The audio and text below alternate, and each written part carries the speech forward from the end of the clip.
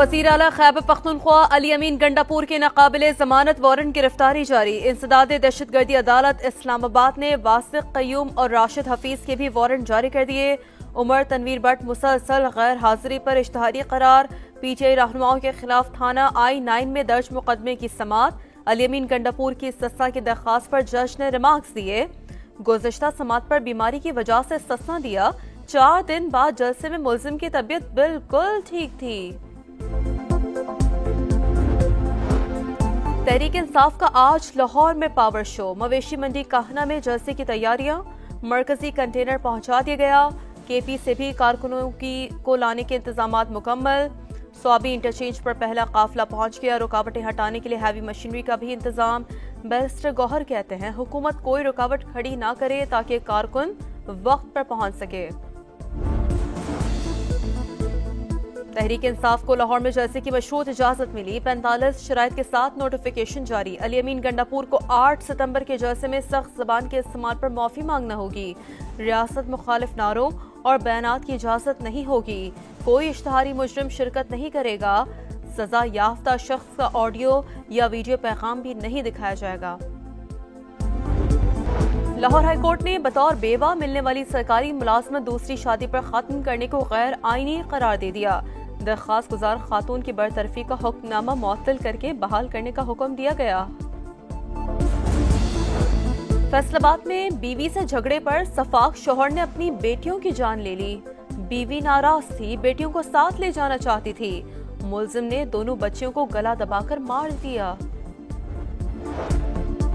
जड़ावाला में नामालूम मुल्जिमान ने फायरिंग करके 2 लड़कियों को कत्ल कर दिया। लाशें सड़क किनारे फेंककर फरार। पुलिस ने अस्पताल मुंतकिल कर दी। मकतूल लड़कियों की शनाख्त न हो सकी।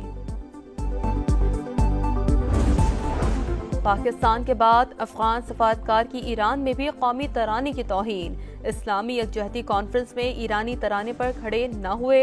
अफगान सफीर की तलबी। ईरानी दफ्तर खारजा ने इकदाम सफारती इक़दार की खिलाफ वर्जी गैर रिवायती और नाकाबिले बर्दाश्त करार दे दिया। आईनी अदालत के पास किसी को जेल में रखने का इख्तियार नहीं होगा। हर चीज बानी पीटीआई की वजह से नहीं होती। अदालती इस्लाहात न सिर्फ जरूरी हैं बल्कि हम ताखीर से कर रहे हैं। कोशिश करेंगे कि ऐसा इत्तफाक राय हो जिसमें मौलाना फजल रहमान समेत सब शामिल हो। बिलावल भुट्टो का इंटरव्यू। बोले हमने कहा था आर्टिकल 8 का मामला अभी ना छेड़ा जाए। इस आर्टिकल में तरमीम का इल्म देर से हुआ। इंसानी हकूक बुनियादी हकूक का दायरा महदूद कर दिया गया। अपने मौके पर खड़े रहेंगे और कोशिश करेंगे कि उनको कोई गलत फैसला या गलत कानून साजी से रोकें।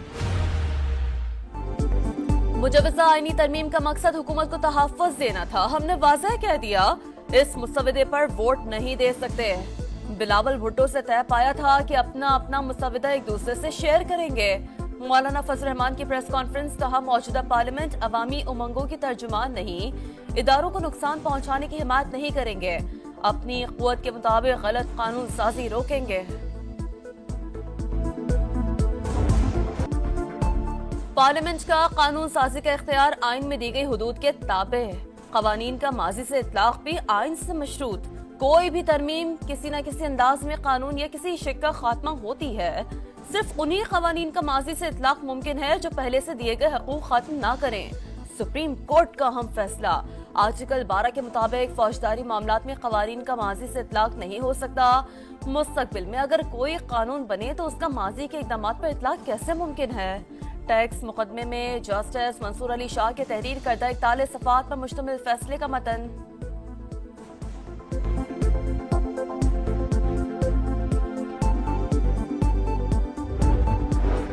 कौमी असम्बली से तहरीक इंसाफ का वजूद खत्म।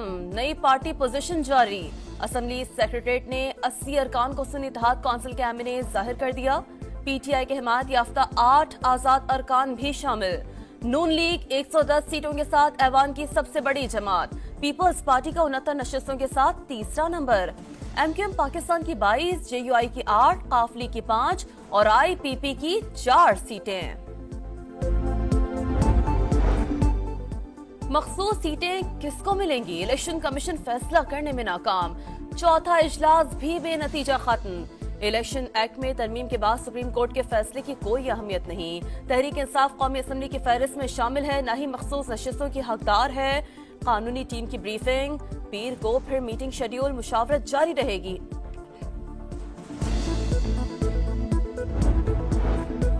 मुतालबा एक, मौक़िफ दो। स्पीकर सन असम्बली का ऐवान की खुद मुख्तारी बरकरार रखते हुए मखसूस सीटें अलॉट करने पर जोर। इलेक्शन कमीशन को खत लिख दिया। स्पीकर खैबर पख्तूनख्वा असम्बली का मखसूस सीटें सुप्रीम कोर्ट के फैसले की रोशनी में देने का मुतालबा। बाबर सवाती ने भी खत भिजवा दिया, लिखा अदालती फैसला आइन की रोशनी में किया गया। सीटों की अलॉटमेंट में गैर जरूरी ताखीर इंसाफ का कत्ल है। प्रैक्टिस एंड प्रोसीजर ऑर्डिनेंस सदर मुमलिकत की मंजूरी से जारी। मुकदमात मुकर्रर करने वाली कमेटी की तश्कील से मुतालिक चीफ जस्टिस के इख्तियारात में इजाफा। समाअत से कबल मफाद आमा की वजूहात भी देना होंगी। अपील का हक मुतासरा फरीक तक महदूद करने वाली शे खत्म।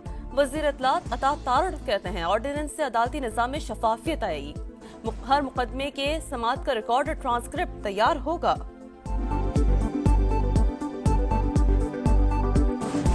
अब जो केस पहले आएगा वो पहले समाअत के लिए मुकर्रर होगा, फर्स्ट इन फर्स्ट आउट।